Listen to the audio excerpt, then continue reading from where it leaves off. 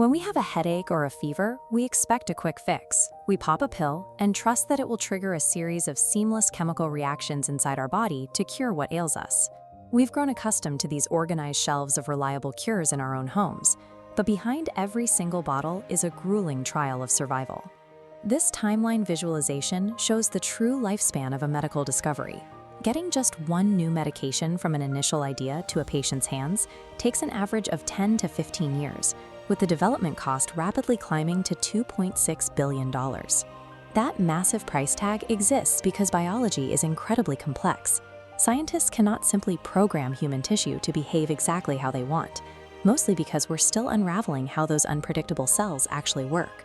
Even with powerful computers analyzing massive datasets, machines alone will fall short.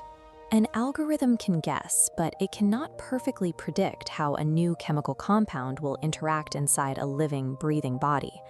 Drug development is a brutal, uncompromising filter designed to strip away failures, discard harmful chemicals, and protect human life above all else. The process starts at the wide end of the funnel. In laboratories, researchers run biochemical assays, essentially chemical tests to measure reactions, on thousands of theoretical compounds.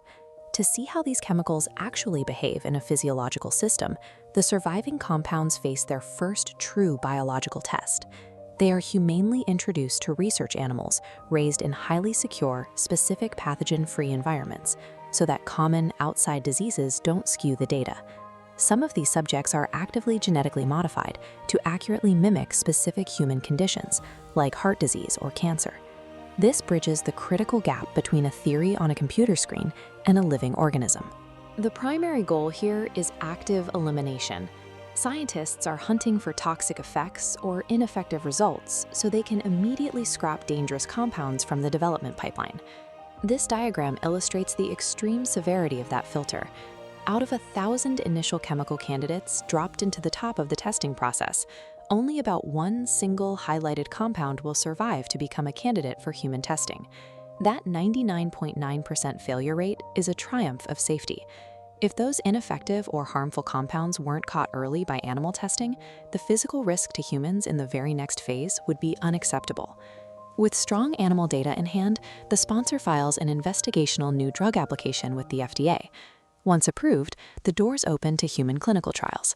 In Phase 1, the compound is given to a small group of typically healthy human volunteers.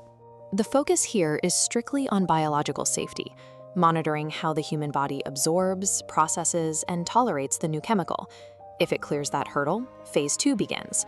Now, the potential medicine is given to people who actually have the disease it's meant to treat. Researchers carefully study the side effects and closely monitor how patients tolerate the dosage. Phase 3 scales this up dramatically.